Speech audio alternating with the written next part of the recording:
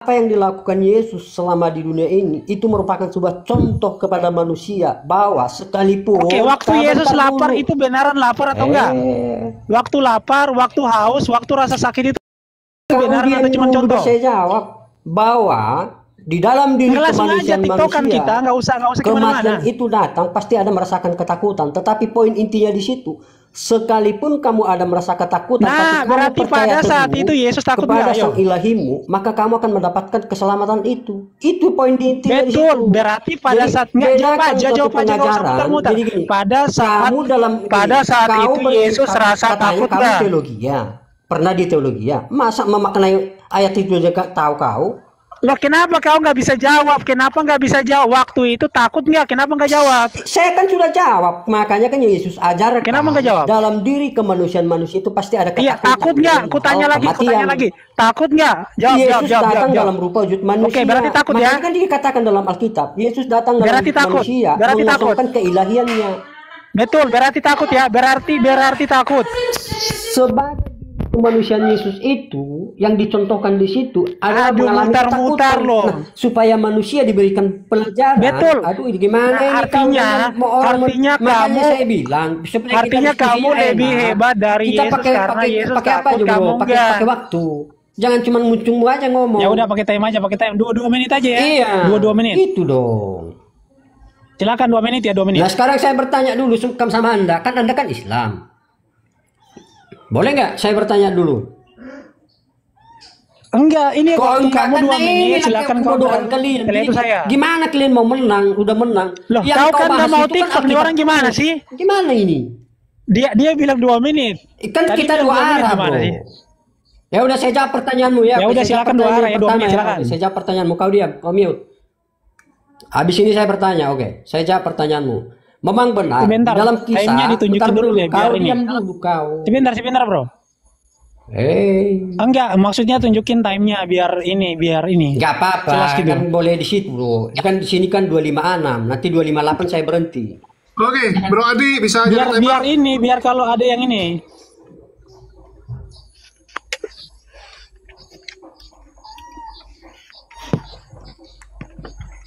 Kita set timer dulu.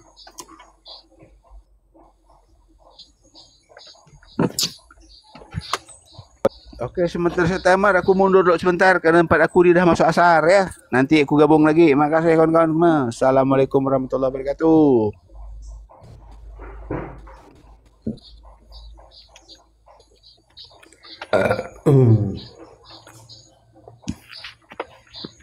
Masa Tuhan kok takut, gimana tuh bro? Pengertian kata Tuhan aja kamu nggak mengerti. Logika kamu di mana? Gigi, lu bisa jadi timer nggak? Ngerti nggak kamu apa pengertian kata Tuhan? Apa? Timer apaan? Ngerti ya, apa? Kalau kau nyembah Tuhan, pengertian kata Tuhan itu. Nggak, saya tanya dulu kau. Pengertian kata Tuhan itu apa sih? Bentar. Jam. Demian, silakan jawab dulu. Kenapa lari ke pengertian kata Tuhan? Tuhan kita itu tapi disebut Tuhan. Nggak pernah presiden disebut sebagai Tuhan. Ya, saya tanya dulu, kau pengertian. Pernah nggak tukang bakso disebut sebagai Tuhan atau presiden disebut sebagai Tuhan? Nggak pernah. Oke, tunggu. Kita mulai. Siapa duluan ngomong? Jangan timpa-timpa. Raja Yusuf aja dikatakan Tuhan. Mau saya tunjukkan dulu ya. Siapa dulu? Oke, Bang Bintang dulu ya. Silakan. Siapa duluan nih? Oke, saya duluan. Oke, saya jawab ya pertanyaanmu tadi. Kamu mengatakan kisah di Getsemani itu Yesus merasa takut. Benar. Di dalam status kemanusiaannya, Yesus mencontohkan kepada manusia bahwa dalam mengalami saat sakaratul maut itu, manusia akan mengalami ketakutan. Itu hal yang logik. Nah, tetapi yang diajarkan Yesus kita di situ, makanya apa yang diperbuat Yesus di dunia ini banyak makna teologianya. Makna teologianya di situ bahwa sekalipun kita dalam masalah atau mengalami kematian sakaratul maut, kita pun mengalami ketakutan, tetapi yang jadi intinya kita tetap percaya kepada Sang Ilahi itu, kita akan mendapatkan keselamatan itu. Nah, itu poin yang diajarkan Yesus di situ. Sama seperti yang kau katakan, Yesus merasakan lapar, Yesus merasakan sakit. Kan Yesus kan dikatakan dalam Alkitab bahwa Yesus datang dalam rupa wujud manusia, mengosongkan keilahiannya. Jadi dia datang dan serupa menjadi manusia yang sama seperti kita. Nah, apa yang dialami Yesus itu, nah memang itulah faktanya yang dialami manusia sekarang. Makanya kan jelas dikatakan di situ, Yesus mengalami ketakutan saat sakratul maut itu. Ya namanya manusia. Pasti siapa manusia yang tidak mengalami ketakutan saat mengalami sakratul maut atau dalam saat mengalami sesuatu yang namanya masalah.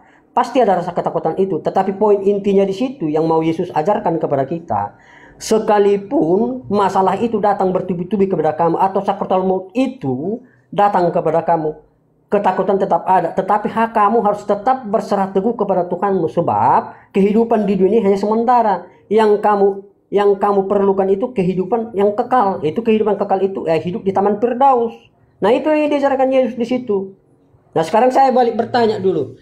Coba jelaskan dulu kepada saya, Damian, At-Taubah ayat 31 di situ dikatakan mereka menjadikan rahib-rahib alim lamanya sebagai Tuhan. Pertanyaan saya, apakah menurut Alois WT dengan mengklaim mengatakan mereka menjadikan di situ rahib-rahibnya sebagai Tuhan, bahar rahib itu sang pencipta yang menciptakan alam semesta ini? Silakan jawab, Damian. Habis.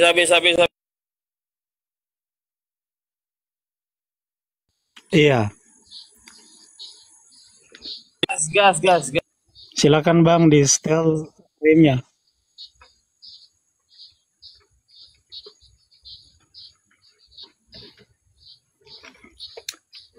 Ya, silakan Den. Nggak kelihatan Bang. Timernya Roji. Nggak kelihatan time-nya.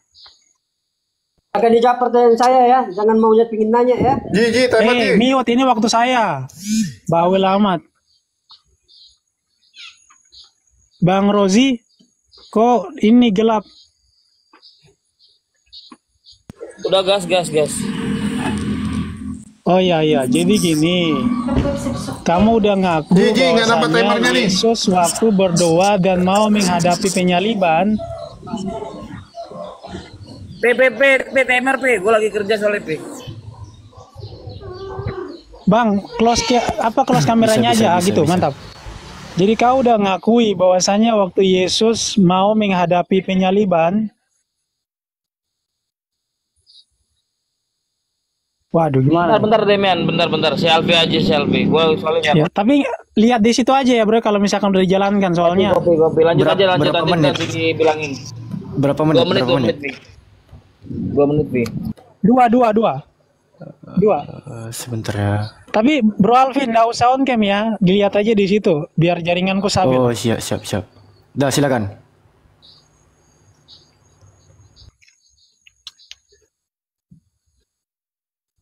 Iya, dia udah mengakui bahwasannya waktu Yesus menghadapi penyaliban, kematiannya, dia merasakan takut. Tadi kan dia bilang dia nggak merasakan takut, bahkan dia nggak merasakan takut kepada Allah Subhanahu Wa Taala. Artinya bahwa kau itu lebih hebat dari Yesus. Kalau kamu nggak merasakan takut, tapi kalau Yesus merasakan takut gitu. Kalau yang namanya Tuhan, nggak mungkin makhluk ciptaannya lebih kuat dari pada Tuhannya gitu. Tapi luar biasanya kamu lebih lebih berani daripada Yesus gitu. Yang namanya Tuhan, setahu saya, Tuhan itu nggak mungkin rasa takut. Karena yang merasakan takut itu ya cuman manusia. Merasakan takut, merasakan lapar, merasakan haus, dan bahkan semuanya itu dirasakan oleh Yesus. Kalau Yesus itu memang Tuhan, maka mustahil dia itu merasakan sakit, dia merasakan kematian, dia merasakan lapar. Yesus itu menunjukkan sifat-sifat manusia seperti kita. Makanya kalau kita baca perjanjian baru, Yesus itu selalu menyebut dirinya dengan apa? Anak manusia. Yesus nggak pernah mengklaim dirinya sebagai Theo, sebagai Allah, nggak pernah ada. Jadi lucunya, Yesus yang bahkan menunjukkan sifat-sifatnya sebagai manusia, sama seperti kamu, tapi kau malah menteoskan dia gitu loh. Kalau masalah pertanyaan kamu, nanti kau bilang saya nggak jawab nih, saya jawab. At-Taubah 31, menuhankan rahib-rahib dan sebagainya. Rahib-rahib, bahkan uang, itu bukan Tuhan. Tapi karena mereka tunduk, karena mereka taat kepada rahib-rahib, mereka lebih mengikuti duitnya, makanya dikatakan mereka mendewakan, menuhankan uang. Sedangkan kamu itu sama kayak rahib-rahib. Jadi rahib-rahib dan duit bukan Tuhan. Tapi kemudian kau tuhankan. Nah, sama seperti Yesus. Oke, waktu habis. Oke, terima kasih Damian. 2 menit silakan. Oke, terima kasih Damian, kamu sudah menjawab. Jadi, kamu sudah memberikan pengertian di At-Taubah 31 itu, bahwa pengertian Tuhan di situ, Karena Allah mengatakan bahwa mereka tunduk dan taat kepada setiap apa yang dikatakan oleh si raib-raib itu, makanya dikatakan mereka mempertuhankannya. Nah, demikianlah kami sebagai kekristenan, kenapa kami mempertuhankan Yesus? Karena memang kami tunduk dan taat setiap apa yang disampaikan Yesus itu. Makanya kami menyebutnya dia Tuhan. Nah, sekarang begini, yang kalian sangkali itu, kalian tidak mempertuhankan si Muhammad, sementara kalian tunduk dan taat kepada si Muhammad. Apapun yang disampaikan si Muhammad, kalian tunduki. Contoh, saya kasih contoh dalam satu hal. Dalam satu riwayat mengatakan, di dalam Al-Quran jelas dikatakan bahwa kencing itu adalah hal haram. Nah, tetapi di dalam satu kisah, saat Muhammad kencing dan pembantunya itu tidak membuangnya, lalu meminumnya, apa yang dikatakan si Muhammad di situ? Muhammad berkata, haram api neraka menyentuhmu.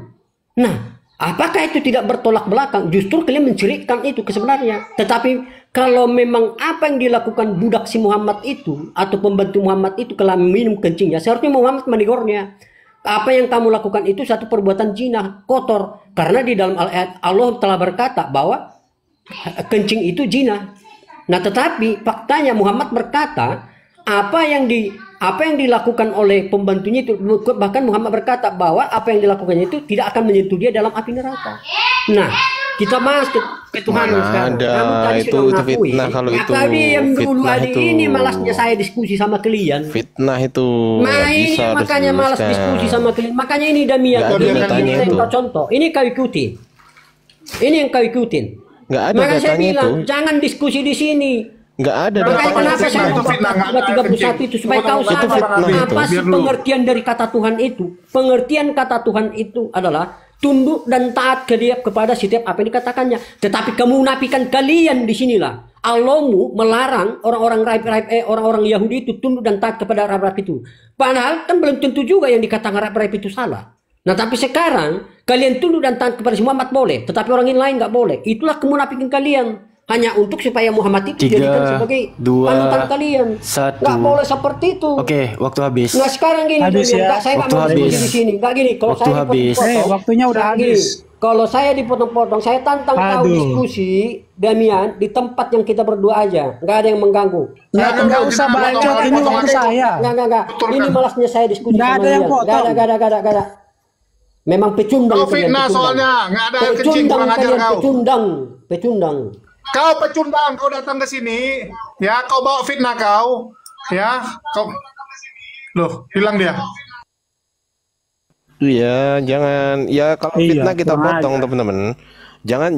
Jangan ikuti aturan main ketika apa namanya waktunya belum selesai. Jangan ikuti itu. Gurunda Zuma kemarin emosi dengan salah satu ustadz, saya nggak sebut siapa. Itu karena apa? Karena pada saat Edis memfitnah Rasulullah, mengatakan ini dan begitu, dia diem aja hanya demi apa? Demi menghormati waktunya Edis. Bayangkan coba. Bayangkan. Jangan hanya demi menghormati waktu mereka bebas memfitnah Rasulullah gitu loh. Jangan. Itu. Nah, kita lihat batasan-batasan yang dia sebut itu air kencing, padahal jelas-jelas ya nggak ada yang seperti itu. Oke, silakan mungkin Demian ada yang mau disampaikan.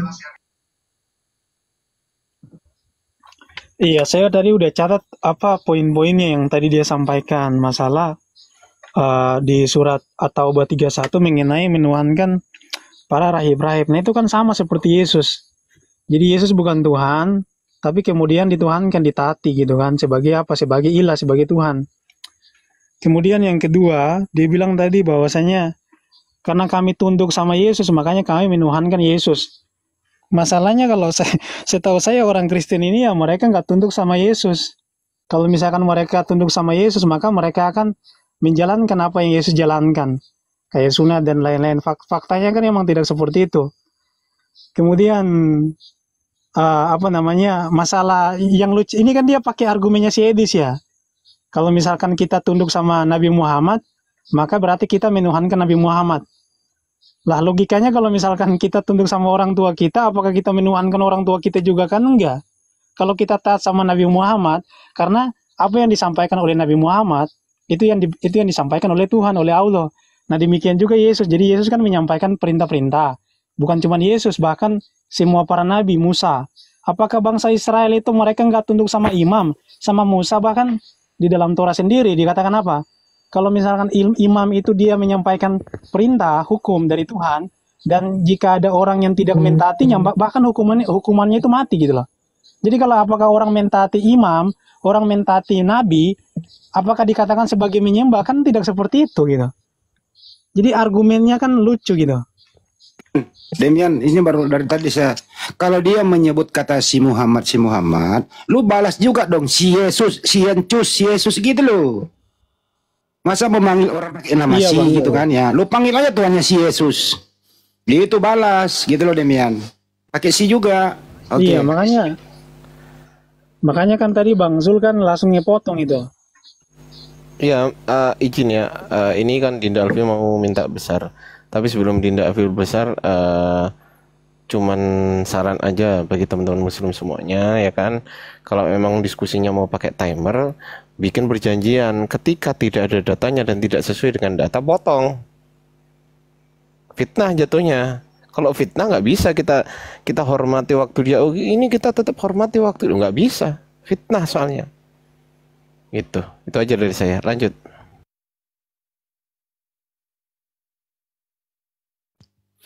Jadi debat pakai timer sama mereka itu kesempatan untuk berbicara seenaknya tanpa ada data. Kesempatan dia menista. Itu sih kelemahan kalau pakai timer. Bagusnya tuh pakai timer di ketemuan langsung. Nah, bisa kita gebrak mejanya, mana datanya kan gitu. Kalau di sini kan nggak bisa. Gitu ya. Jadi sekali lagi kalau dia panggil kata si kepada Nabi kita, lu panggil si juga kepada Tuhannya. Balas pantun gitu loh. Pantas enggak Tuhan diberi kata si Yesus gitu loh. Gitu. Itu teman-teman muslim harus juga Iya, emang catatan kurang diskusi ajar sama gitu, mereka Bang. nih. Coba bantu gedein dulu. Bukan Alfi senang pakai timer, woi. Aku baru naik langsung minta tolong sediain timer. Nih aku tampilkan ya data dari loh dikecilin.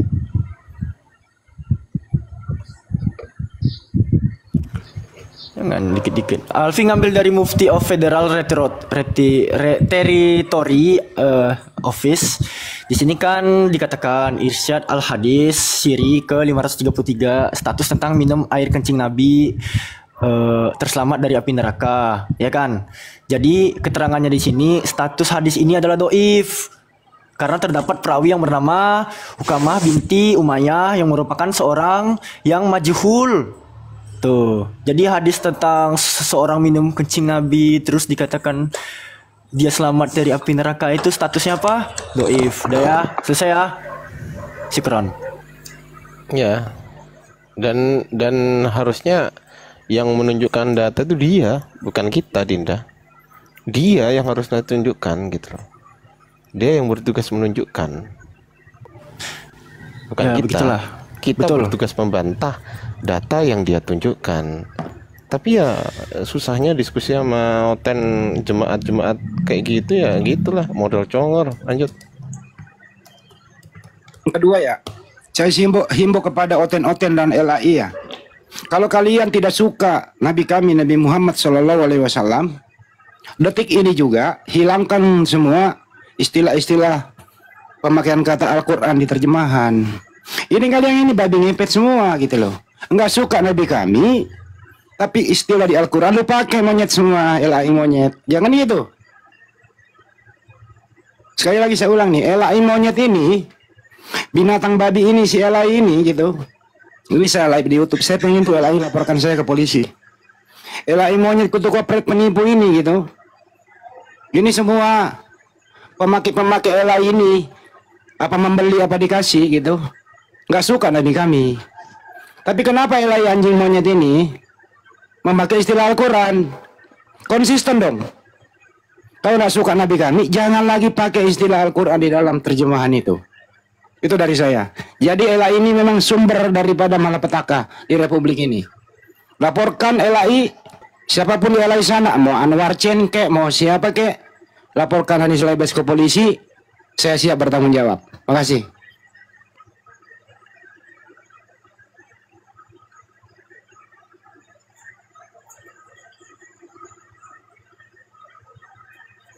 Nggak Oke. apa-apa, teman. Gua ada kena delik kepada LAI, nggak apa-apa. Nggak apa-apa, saya berani bertanggung jawab. Saya dari dulu minta LAI melaporkan saya ke polisi kok. Nggak apa-apa teman-teman, jangan takut. Kalau soal kebenaran jangan takut. Dia menghina nabi kami kok. Dia menghina nabi kami, tapi Al-Quran dia pakai. Itu loh. Lanjut. Terus ini nih. Kalau memang mereka sangat benci ya sama Nabi Muhammad ya. Alfi bawa HG 2/7.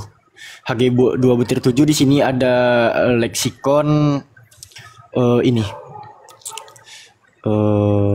Tadi mana? Ada Muhammad Sebentar. kan? Ada Muhammad kan? Jadi ya Iya, tahu. ini kan nomor Diklik 25 aja Dinda. Dinda Iya, diklik aja dulu. 2532. Klik dulu. Ya, Nah, di dalam terus di bawah. Bible Sabda number strong 2532 TWOT 673. Di sini Hamad. Di sini ada nama nabi kami, tolong dihapuskan nih. Tolong ya. And the name Muhammad ini tolong. Nama nabiku kenapa nih bisa ada di website orang gak sunat, gak sholat Jumat, memakan babi? Tolong bagi kalian Kristen-Kristen laknatullah alaih ya, para limbah-limbah Yunani. Tolong kalian sampaikan kepada lembaga sabda.org ini, tolong hapus nama nabiku di dalam website sampah kalian ini. Ya, siapapun kalian. Entah bapak kalian itu jenderal kayak, aku nggak peduli. Ya, tolong nama nabiku di sini tolong dihapus. Kalau kalian benci sama nabiku, ya nggak usah kalian letak-letak nama nabiku di sini gitu. Simple ya. Gitu cuy. Tai kau. Oh iya, suka-suka kau lah. Daeng dado. Jangan marah sama aku. Iya. Kayak mana tuh Bang Ardi? Mereka benci sama Nabi Muhammad, tapi nama Nabi Muhammad diletak di website sampah mereka ini, Bang Ardi. Iya, bukan cuma itu Dinda. Nah sekarang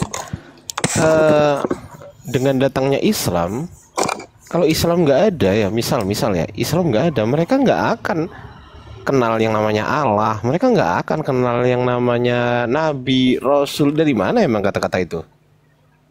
Ayo. Peringatan gue turun dulu. Siap Bang Handi. Gitu loh. Jadi,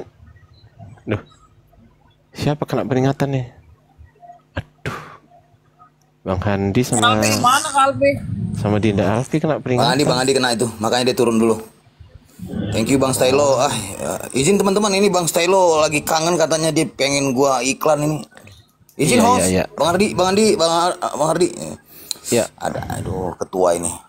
Ngeri ini ketua ini.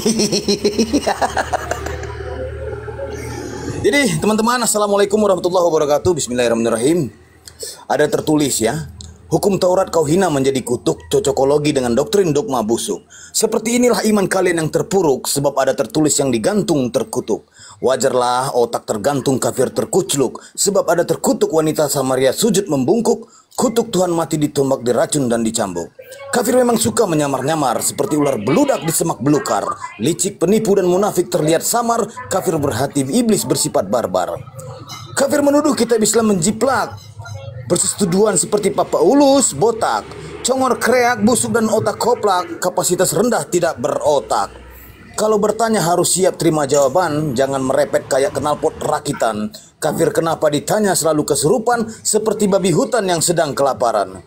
Kalau kafir ditanya tentang roh iblis, auto tantrum muter kayak gasing belibis. Tidak layak, tidak berilmu seperti kubis, seperti Pak Ulus terkena sampar sepilis.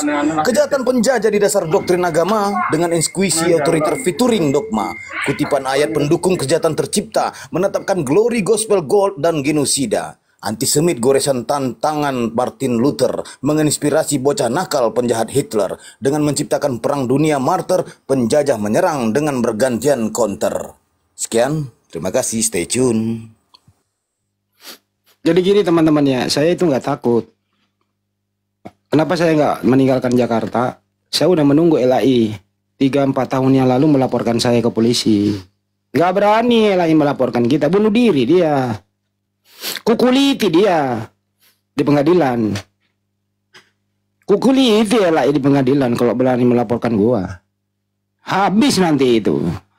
Pak, insya Allah kalau hakim netral gitu ya, ya hari itu juga diputuskan bahwa LAI harus revisi ulang. Hilangkan semua istilah-istilah Islam yang ada di situ. Coba berani nggak? Karena LAI ini yang menjadi biang kerok sebenarnya. Karena ada beberapa tempat itu menista agama Islam, terjemahan ini Yesus anak Allah itu, roh Allah melayang-layang, banyak sekali gitu loh. Allah itu roh ya. LAI nggak berani bro.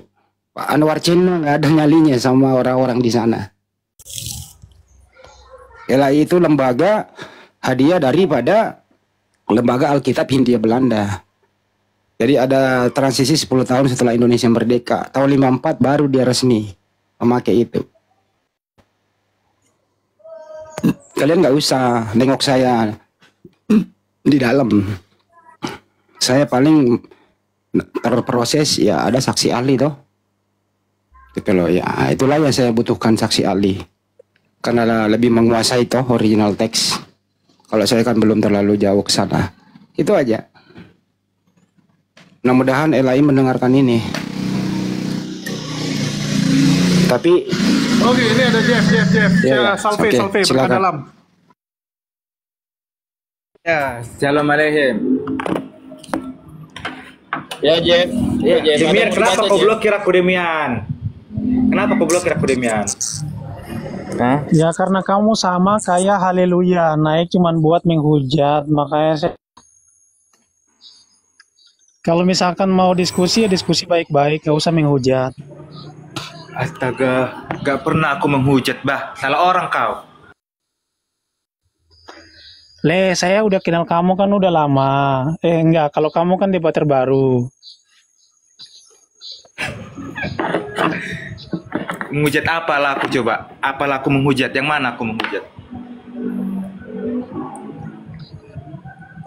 Kalau misalkan kamu mau diskusi baik-baik ya pasti saya terima, bro. Ya udah terserah mulai. Tapi Ya, kalau coba. misalkan naik mau diskusi tapi kemudian menghujat ya ngapain? Salah nilai kau. Ya udah ayo diskusi lah, ayo diskusi. Kamu mau topik apa, bro? Diskusi. ya udah konsep ketuhanan aja langsung berdua. Ya lain diam. Konsep ketuhanan langsung. Coba kau bisa nggak kau bikin aku mualaf Demian? Bisa nggak? Aduh, jaringanku merah. Bisa nggak kau bikin aku mualaf Demian?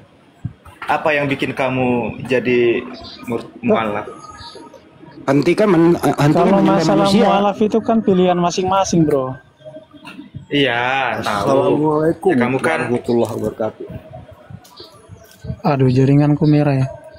Bang Mas Andi. Waalaikumsalam. Mas Andi silahkan. Bentar Pak Nauli. Bentar dulu bang. Nggak, Bentar saya dulu, mau Pak Nauli. menyampaikan dikit aja. Nanti saya nyik lagi. Itu tentang yang Mas Yandi bilang tadi, istilah-istilah Al-Quran yang ada di Alkitabnya lembaga LAI. Mungkin ada waktunya kita inventaris semua apa-apa istilah Al-Quran yang ada di sana. Untuk kalau revisi semuanya harus dihapus gitu Mas Andi. Udah disimpulkan lengkap surat datanya bang. Ya. Lengkap surat datanya sama tim kami ada. Oke siap. Makasih. Saya minta.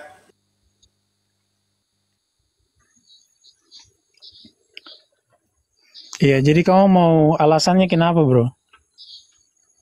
Iya, aku pengen tahu apa namanya, apa yang bikin kamu jadi mualaf gitu, berbalik. Kan kamu bilang karena Tritunggal, emang benar karena Tritunggal. Apa yang kamu tidak mengerti? Emang apa yang tidak? Kan, bro? Iya, emang apa yang membuat kamu itu nggak ngerti Tritunggal? Siapa tahu aku bisa ajarin gitu. Iya, kamu Tritunggalnya kan tres personae una substansia kan? Iya, yang tidak terpisahkan. Tres personae itu artinya apa? 3 pribadi, 3 keberadaan. Kalau Bapak berpribadi, Aku pakainya keberadaan. Soalnya aku timur. Bukan pribadi. Bukan. Oh, berarti bukan 3 pribadi. Bukan, aku keberadaan. Tapi Keberadaan. sama aja. Berarti Kalau Tuhannya kamu ada 3 keberadaan. kalau kamu ngomongin hipostasis jatuhnya mau pribadi, keberadaan nih sama aja itu. Masalahnya kamu ngerti nggak? Kalau pakai kata pribadi, kalau kamu pakai kata pribadi nanti kamu bilang LAI lah segala macam, KBBI lah apalah. Enggak, pribadi dalam bahasa Latin itu artinya apa? Hipostasis. Hipostasis bukan bahasa Latin. Bahasa apa itu Yunani ya? Aku lupa. Bentar. Iya bahasa. Kalau bahasa Yunani. bahasa Latin, iya, Latinnya apa? Latin. Lupa aku bentar. Aku lupa lagi ya. Coba apa emang?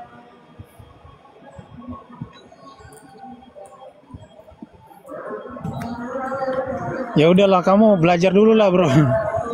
Personae.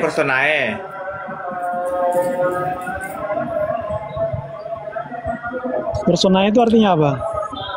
Pribadi. Hipostasis.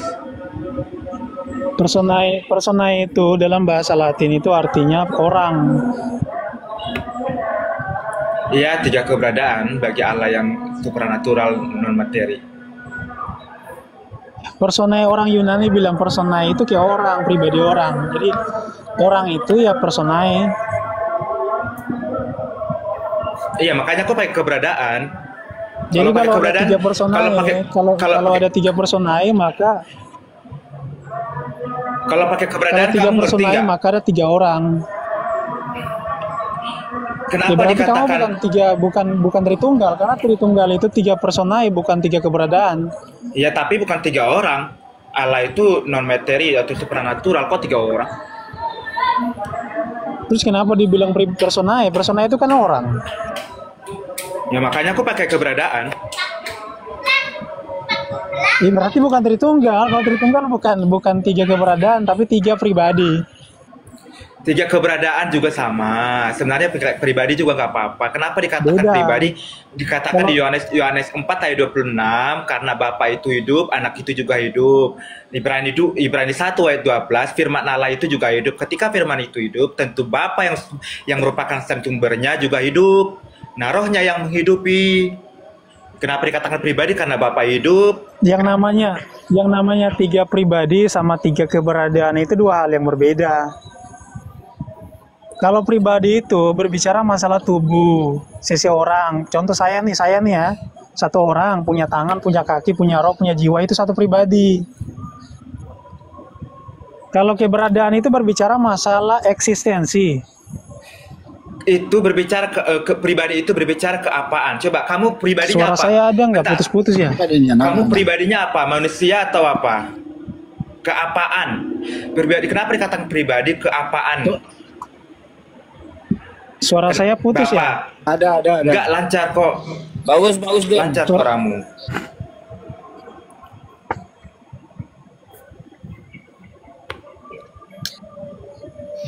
Kalau memang permasalahanmu cuma di masalah Enggak, kau pribadi. bisa bedain bentar, keberadaan sama pribadi nggak sih, bro? bentar Demian, kalau memang permasalahanmu hanya karena nggak ngerti pribadi atau keberadaan kamu jadi berpindah agama, menyedihkan sekali, bro. Kamu harus belajar. Itu pertanyaan Demian, Jeb. Apakah pribadi Kalau Bapak? Tuhannya konsep- Dem. Saya luruskan. Apakah pribadi Bapak dan pribadi Yesus itu? Silakan. Apakah pribadi Bapak dan pribadi Yesus itu berbeda atau sama pribadinya? Itu lanjut. Ya berbeda orang, kan ada ayatnya Yohanes 4 ayat 24, Bapa punya hidupnya sendiri dan Anak Oke, juga punya berbeda. hidupnya sendiri. Oke, berbeda ya. Kalau pribadi Bapak dan Yesus berbeda, siapakah Tuhan yang sebenarnya? Pribadi Bapak, pribadi Yesus, 1 Korintus keduanya? 8 ayat 6. Jawab 1 aja. Korintus 8 ayat 6. Satu Tuhan saja yaitu Yesus. Oke, Ada Yesus. ayatnya. Bapak bukan Tuhan. Bapak, ketika Yesus itu Tuhan, tentu juga Bapak Tuhan sama seperti Allah. Ketika Bapak Allah tentu juga firman Allah. Cukup. Waktu Yesus jadi Tunggu Tuhan. bentar, jangan dipotong. Enggak. Bentar. Dengerin, lu udah jawab. Jangan Waktu panik. Yesus jadi Tuhan. Jangan panik. Dengerin. Iya, jangan panik dulu bentar. Dengerin. Waktu Yesus jadi Tuhan, Bapak juga jadi Tuhan. Ada berapa Tuhan waktu itu? 1 Korintus 8 ayat 6, satu Tuhan saja yaitu Yesus. Disematkan kepada Yesus karena Yesus adalah pribadi yang kelihatan. Berarti Bapak bukan Tuhan. Tuhan karena Yesus juga Tuhan firman-Nya. Ketika coba Bapak kamu Tuhan, Bapak Tuhan, Yesus Tuhan, ada berapa Tuhan? Satu Tuhan saja itu Yesus. Coba kamu Berarti kalau satu Tuhan saja Yesus, diam dulu. Kalau satu hanya Tuhan Yesus saja, berarti Bapak bukan Tuhan. Clear toh? Tanda tangan? Karena kau nggak ngerti, makanya dengerin penjelasan. Kamu bagaimana nggak ngerti kalau muter-muter? Iya makanya dengar. Ini dengerin. Ya manakah Tuhan? Kalau hanya ada satu Tuhan, dengerin dulu pertanyaannya. Kalau hanya ada satu Tuhan, siapakah yang Tuhan? A. Bapak, B. Yesus. Jawab. Ketika Yesus Tuhan, tentu Bapa juga Tuhan dan Roh Kudus juga Tuhan. Cuma berarti ada berapa Tuhan itu? Karena dia kelihatan atau imanen. Nah, kalau ada berapa Tuhan itu? 1 Korintus 8 ayat 6 hanya satu Tuhan saja itu Yesus. Ngerti berarti gak? Berarti Bapak bukan Tuhan. Ketika Yesus Tuhan, tentu Bapa juga Tuhan. Berarti ada berapa Tuhan itu?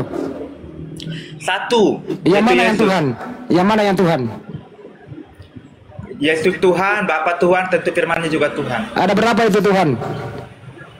1, ya Tuhan Yesus. Nanya mulu. Berarti Bapak bukan Tuhan. Gimana sih hitungnya ini orang ini? Ya udah sama Demian lah kalau gitu. Menghitung? Dengar, biar aku jelasin. Gimana kok cara menghitungnya? Bapak Tuhan, Yesus Tuhan, satu Tuhan. Gimana kau menghitung?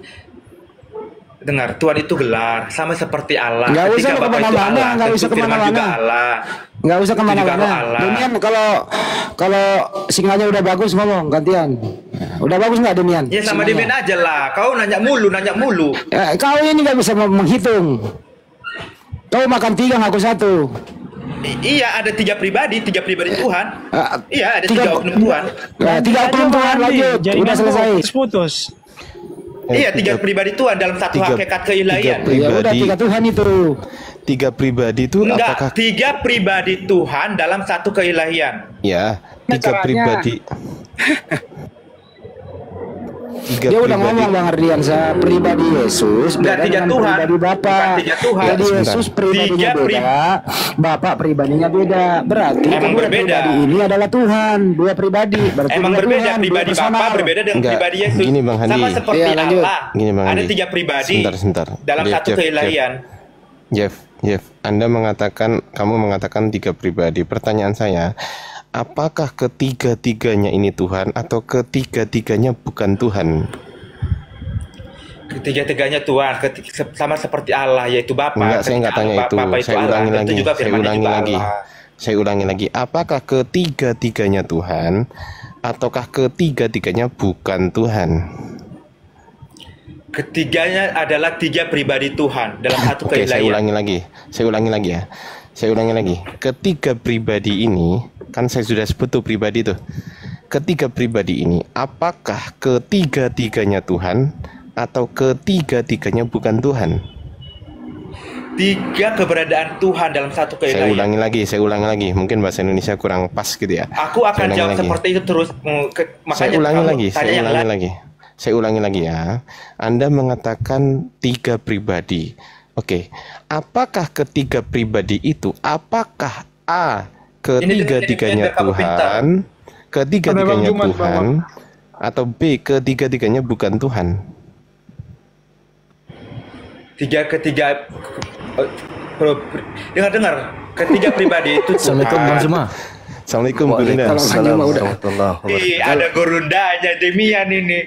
Kalau ada Bang Juma datang, ditanya Bang Juma ya. kerja. Ayo Juma kerjalah, sanggup nggak nih? Aku nanya Juma boleh? Biar kamu dengar ya Demian ya. Dengar. Dulu kau Bang Juma dulu ngomong. Silakan Bang Juma. Ada 3 Tuhan. Ya. Kan aku kalau bisa nggak kalau kalian nanya aku udah jawab, jangan ditanya lagi. Kok kalian nggak kayak orang on? Ditanya terus. Diam dulu Bang Jeff. Bentar Bang. Auzubillahi minasyaitonirrajim. Bismillahirrahmanirrahim. Min dunillah hal yansurunakum aw yantasirun. Selain daripada Allah, dapatkah mereka menolong kamu atau menolong diri mereka sendiri? Waku bekibu fiha hum wal gawun. maka mereka sesembahan yang mereka sembah akan dijungkirkan kemudian oleh Allah ke dalam neraka bersama dengan orang-orang yang sesat yang telah menyembahnya selain daripada Allah. Ujunu iblisa ajmaun, dan bala tentara iblis semuanya bersama dengan mereka masuk ke dalam neraka. Qalu wa hum fiha yahtasimun, mereka berkata sambil bertengkar di dalam neraka, Allah in kunna la fi dalalim mubin, demi Allah sesungguhnya kita dahulu ketika kita hidup di dunia dalam kesesatan yang nyata, menyembah makhluk ciptaan Tuhan berupa manusia, berupa burung merpati dan seterusnya. Nah, jadi hari ini kehadiran saya di sini, saya dikontak oleh teman, katanya sih ada pasien yang perlu diobati. Mungkin boleh diarahkan mejanya menghadap ke meja saya. Adik yang mau diobati yang mana? Gejala awalnya gimana? Kanker otak stadium 4 nih Bang Zuma. Oh iya, enggak apa-apa, enggak apa-apa. Bagus itu, mudah-mudahan masih bisa disuntik biar sembuh. Nah, sedangkan keadaan yang terjadi, kejang bersama Chief. Keadaan yang terjadi di atas kertas di Bible, contoh misalnya nih Ibrani berapa itu? Ibrani 2 nomor 10. Sebab memang sesuai dengan keadaan Allah yang baginya dan olehnya segala sesuatu diciptakan, yaitu Allah yang membawa banyak orang kepada kemuliaan, juga menyempurnakan manusia Yesus yang memimpin mereka kepada keselamatan dengan penderitaan. Ini Yesus adalah Tuhan yang disembah oleh orang Kristen, yang disempurnakan kemudian. Nah, bagaimana ada Tuhan disempurnakan oleh Tuhan lain? Itu gimana ceritanya? Coba, yang mana yang pasien di sini? Alfi, Andi Slebes atau yang mana? Oji, Paman. Jeb. Ya, silakan Jeb. Bagaimana bisa Tuhan kamu itu disempurnakan oleh Tuhan saya? Coba. Gimana itu ceritanya? Itu berbicara nubuatan Yesus disempurnakan ketika dia menjadi Mesias. Ketika Yesus menjadi Mesias, dia itu menjadi utusan atau anak Allah yang dinubuatkan menjadi Mesias, yang akan disalibkan, mati dan lalu bangkit. Itu yang disempurnakan. Di mana dinubuatkan ya, kemudian ada Tuhan disempurnakan? Tuhan itu kan gelar untuk kepenguasaan, bisa merujuk ke manusia, bisa merujuk ke ilahi, sang ilahi. Kenapa Yesus dikatakan Tuhan? Karena memang dia itu firman-Nya Tuhan atau pikirannya Allah. Karena ketika dia menjadi manusia, dia harus disempurnakan dulu sesuai nubuatan. Dia harus diurapi dulu, dibaptis, lalu menggenapi nubuatan menjadi manusia sempurna, yaitu mati lalu bangkit. Itulah kesempurnaan kemanusiaan, keilahian Yesus. Apakah saudara tahu bahwa bukan hanya Yesus satu-satunya firman yang menjadi manusia? Nggak ada lah orang Yesus itu logosnya Bapa itu sendiri. Emang apa? Mana firman yang menjadi manusia? Jadi yang lain ini dicipta dari mana? Berbeda pribadinya Bapak. Kalau yang itu kan kenyataan keberadaannya itu kan sesungguhnya dia. Saya tidak tanya. Apakah Yesus satu-satunya yang bermula dari firman? Enggak, dia itulah firman itu sendiri. Bagaimana ceritanya dia itu adalah firman itu sendiri? Bukankah diterangkan karena di dalam dia itu bukankah karena dia kekal bersama Bapa. Makanya dikatakan oleh 1 Anda ngerti arti firman kekal? bersama-sama dengan Bapa. Anda mengerti artinya arti firman kekal? Itu sudah kekal. Jadi Anda mengerti gini Bang Juma. Firman itu bukan ciptaan. Firman itu sudah ada kekal bersama Bapa. Firman bukan ciptaan. Yesus? Iya. Yesus gimana? Yesus bukan ciptaan, dia itu kan firman. Kalau Yesus itu bukan ciptaan, berarti dagingnya itu dari mana dagingnya ini? Itu namanya inkarnasi. Gitu. Ya, kita tahu adalah Tuhan itu Maha Kuasa, dia bisa menjadi apa saja. Dia yang merupakan firman yang Maha Kuasa, dia menambahkan kodrat kemanusiaan menjadi daging manusia. Anda baca Kolose dulu. Anda baca Filipi 2 nomor 6, nomor 7, nomor 8. Dia mengambil rupa hamba. Ya, dia mengambil rupa hamba sebagai manusia. Rupa hamba yang ada ini ciptaan atau bukan? Dia mengambil rupa ciptaan, tetapi pribadinya itu adalah Allah. Berarti Anda sudah menjawab, bukan? Dia mengambil rupa ciptaan. Nah, ini rupanya ciptaan atau bukan? Mengambil rupa, tetapi bukan jadi ciptaan. Karena kan pada hakikatnya dia adalah Allah. Kenapa Anda mengatakan dia bukan ciptaan? Sementara Yohanes 1 nomor 14, firman menjadi daging. Iya, menambahkan kodrat daging, yaitu manusia. Segala sesuatu yang tadinya tidak ada menjadi ada, itu ciptaan. Yesus kan sudah ada sejak kekekalan. Yang ketika di kejadian itu daging. Di kejadian dia sudah ada. Daging. Yesus sendiri yang ngomong, aku sudah ada sejak Abraham ada. Abraham lebih dulu Adam lebih dulu daripada Abraham, jauh ribuan tahun. Masih kalah dia. Bahkan Salomo berkata di dalam Amsal 8, aku ada sebelum langit digariskan. Ini yang kita bahas mengenai daging, Tuhan daging. Mana Demian? Demian takut balik lagi dia. Memang berkuasa perkataanku ya. Tuhan daging yang bayi itu ciptaan. Kamu menyembah ciptaan Tuhan berupa dagingnya. Mengambil rupa ciptaan, menambahkan kodrat ciptaan. Apapun bahasa yang kamu pakai untuk menyembunyikan identitas makhluk yang kamu sembah, Bung, tetap aja dia ciptaan. Anak bayi yang kau sembah itu adalah ciptaan. Atau daging busuk yang keluar dari kubur hidup kembali itu juga adalah ciptaan. Mau lari kemana? Tapi kan hakikatnya dia, tetapi Yesus kan hakikatnya dia itu pencipta. Dia kan nggak firman. bisa. Di kejadian bisa kan Anda. Yesus sudah ada di perjanjian lama. Apa hakikat itu dulu? Menurut saudara hakikat itu kenyataan yang sesungguhnya. Hakikat itu menurut KBBI kenyataan yang sesungguhnya. Jadi Yesus itu kenyataan sesungguhnya itu dia adalah Allah dan juga manusia. Dia dua hakikat. Berarti kenyataan yang sesungguhnya itu kan Anda sama dengan Yesus kan? Betul nggak? Ya manusia, tetapi kenyataannya dia juga Allah. Karena dia berasal dari Allah, dia itu Allah. Bagaimana Anda mengatakan kenyataan dia itu adalah Allah, sedangkan kenyataannya dia adalah manusia? Dia memberikan nyawanya sendiri. Dia bangkit. Dia bangkit sendiri. Manusia mana yang bisa membangkitkan dirinya sendiri? Itu nggak nyambung itu. Anda baca kemudian dalam Kisah Para Rasul 2, Yesus itu dibangkitkan, dia adalah hamba Allah.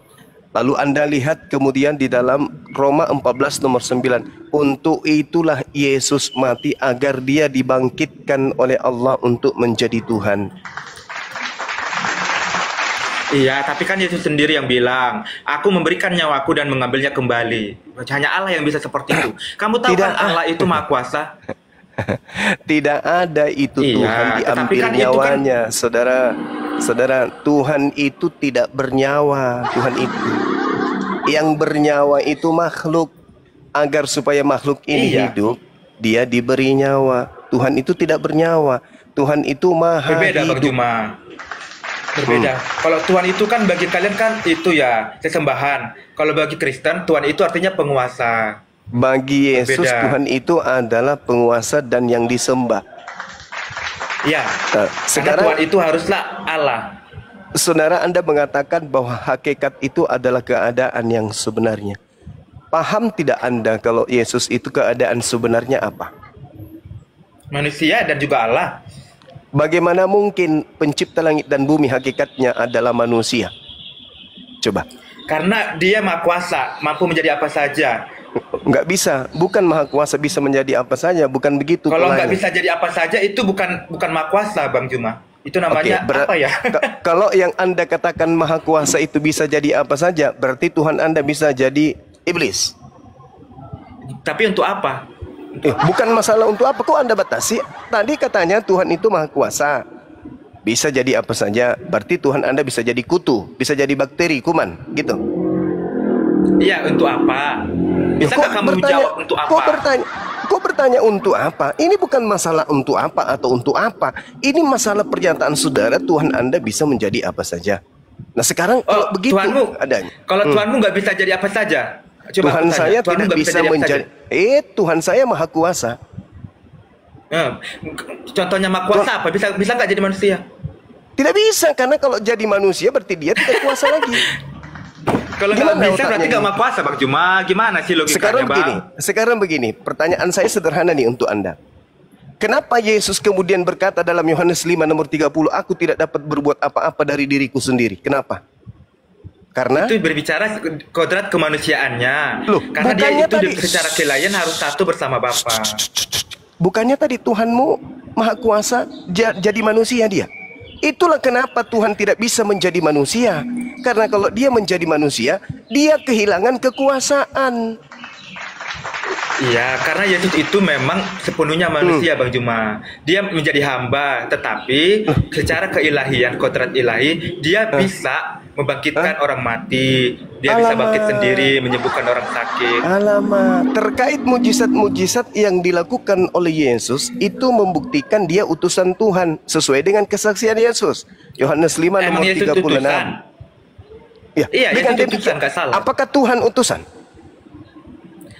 Ketika menjadi manusia, Yesus diutus, tetapi kenyataannya diutus oleh Tuhan. siapa? Diutus oleh siapa? Diutus oleh Bapaknya. Loh, yang mana? Yang katanya Tuhannya itu cuma satu. Mana ceritanya nih? Berarti karena mereka secara keilahian, secara keilahian mereka satu. Kok mereka kayak agama pagan? Kok mereka? Emang ada dua oknum, ada oknum Bapa, ada oknum Firman, yaitu Yesus. Oke, jadi ketika Tuhan Anda menjadi anak bayi, yang mengatur alam semesta ini siapa? Sang Tritunggal, Bapa bersama Firman dan Rohnya. Bagaimana Bapak bersama Firman? Bukankah Firmannya sudah jadi bayi? Iya, tetapi Firmannya nggak sampai di situ aja. Kan Bapak itu adalah Maha Kuasa atau transenden. Lelucon ini Anda dapatkan dari mana? Firman itu telah menjadi bayi. Firman telah jadi bayi. Masih ada firman lain? Cadangan? Masih ada? Masih ada? Masih ada cadangan lain? Tidak pernah terpisah.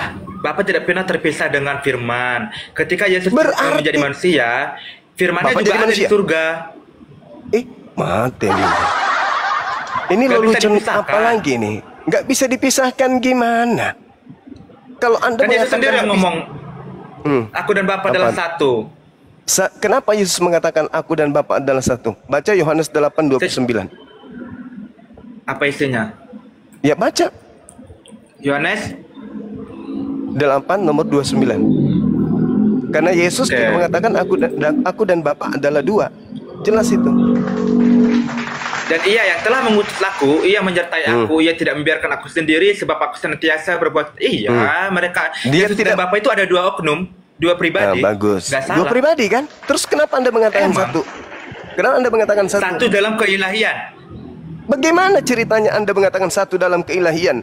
Aspek apa yang bisa kita lihat dari Yesus sampai dia bisa dikatakan ilahi, sementara dia manusia?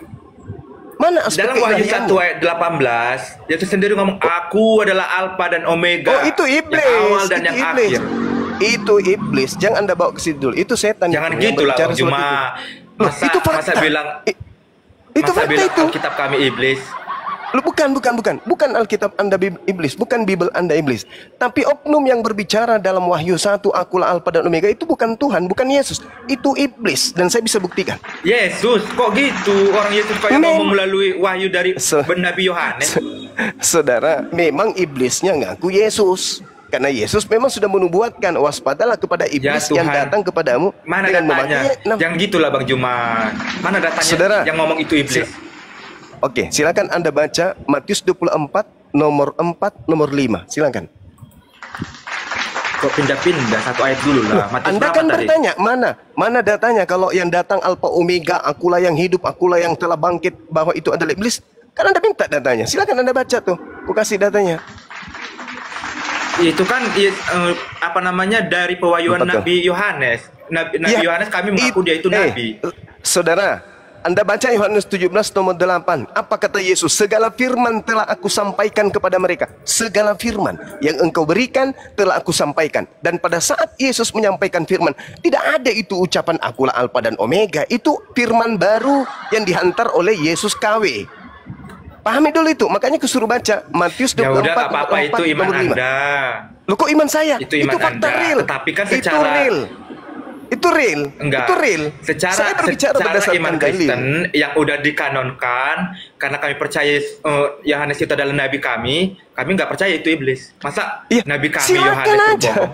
Bagaimana mungkin kemudian pengikut iblis mau mengakui bahwa dia adalah iblis, dia menyembah iblis? Bagaimana mungkin? Iblis yang datang kepada Paulus itu diusir oleh Paulus. Anda baca dalam Kisah Para Rasul 16 nomor 16 sampai nomor 18. Pindah-pindah satu-satu lah Bang Juma. Dari Makanya Paulus, dari mana segala saudara, macam. makanya itu kita belajar Bible itu dari Kejadian sampai kitab Wahyu. Jangan Justru cuma aku yang udah belajar dari Kejadian. Kalau Emang Bang Juma Anda ngerti Alkitab? Coba, bisa nggak aku uji Kalau- Bang Juma? Buktinya Anda menangis ketika saya menjelaskan loncat sini, loncat sana. Nangis? Kenapa? Karena saya telah Orang membaca kamu yang semuanya. loncat-loncat kok, bukan aku. Betul. Justru karena saya telah membaca, sudah menamatkannya dan menghafalkannya, maka saya dengan mudah memberikan pengajaran kepada saudara. Pendeta nggak bisa, dia harus buka Bible dulu. Karena mereka nggak tahu. Mereka nggak tahu. Begini. Saudara baca Matius 24 nomor 4 sampai nomor 5 dulu, silakan. Matius berapa? Matius 24 nomor 4 sampai nomor 5, silakan. 24 nomor 4 sampai nomor 5.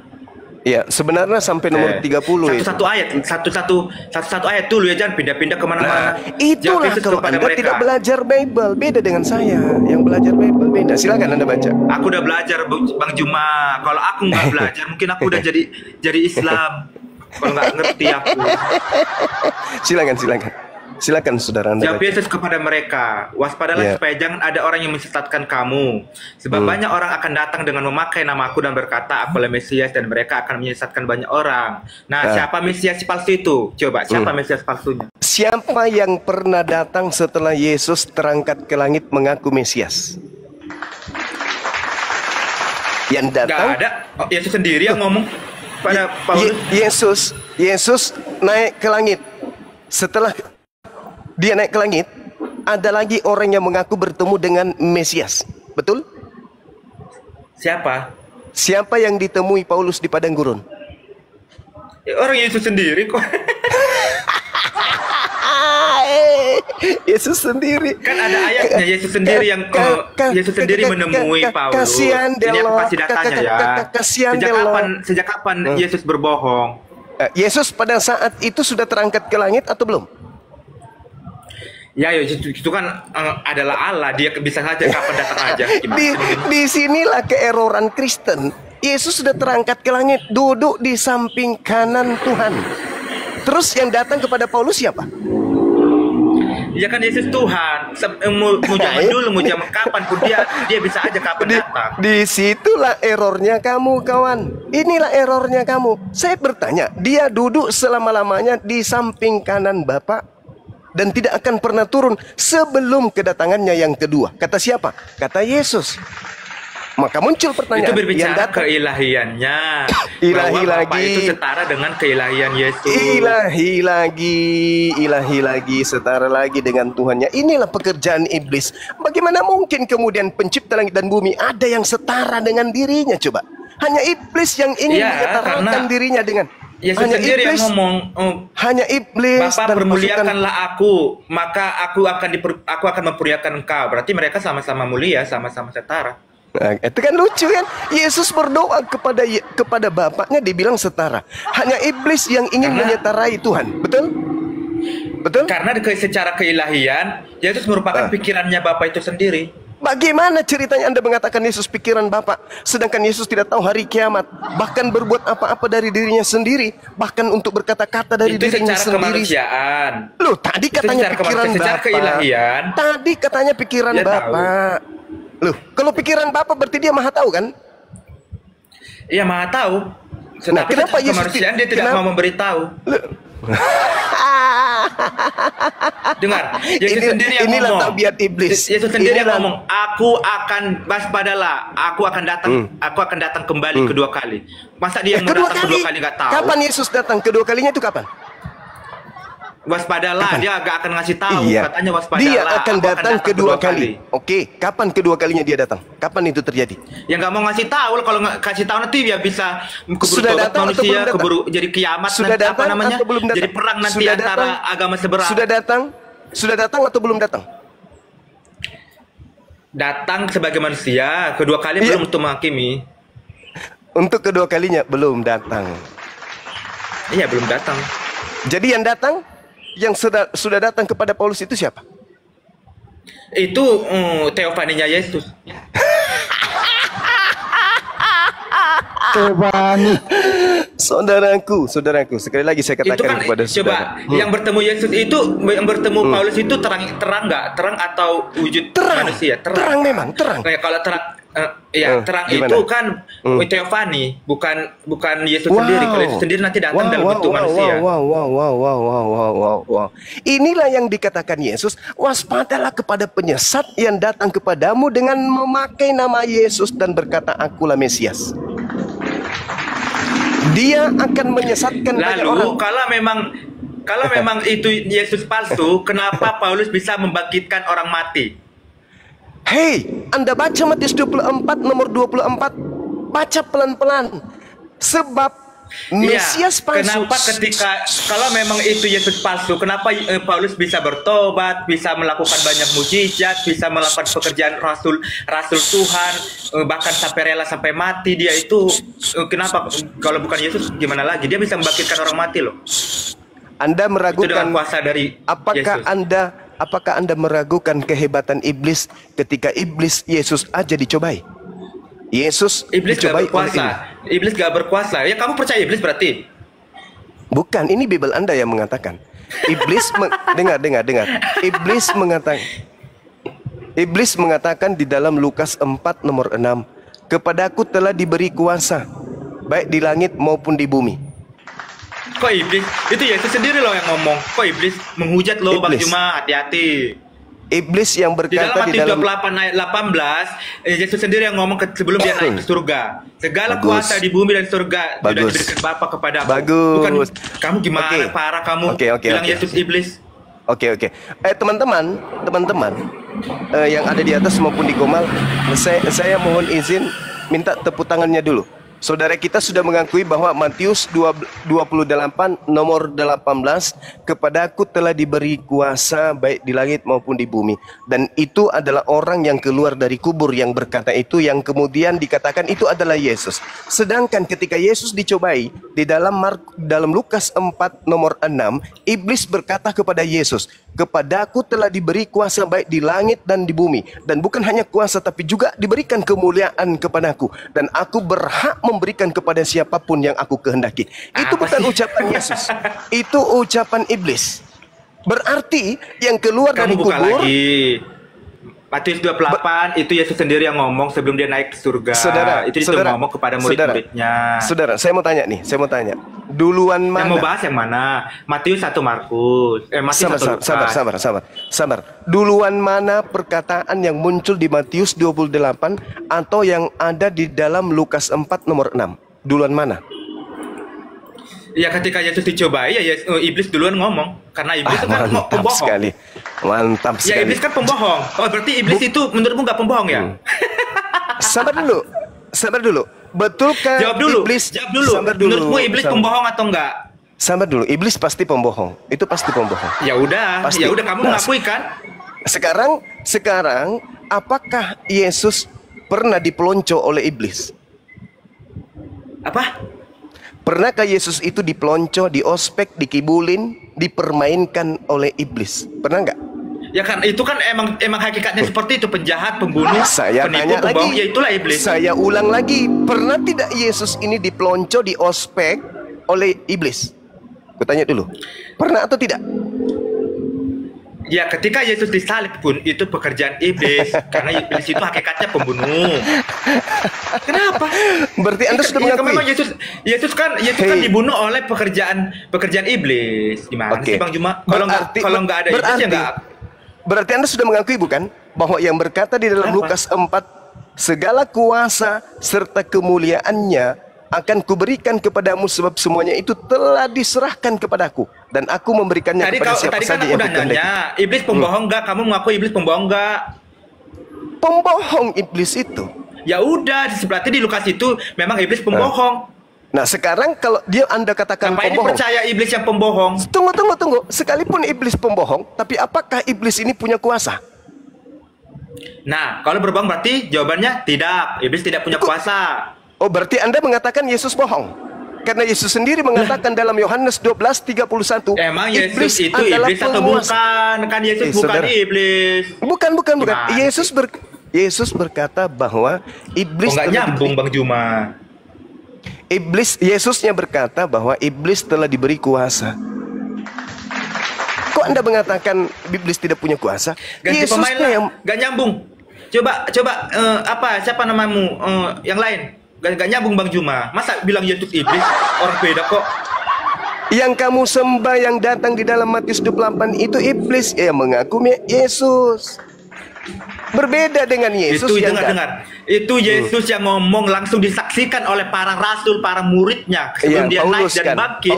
Yesus sendiri yang ngomong. Gimana sih Bang Juma, lu fitnah mulu. Dengarkan saya. Sekali-sekali jangan sombong dengan kebodohan kamu. Yesus berkata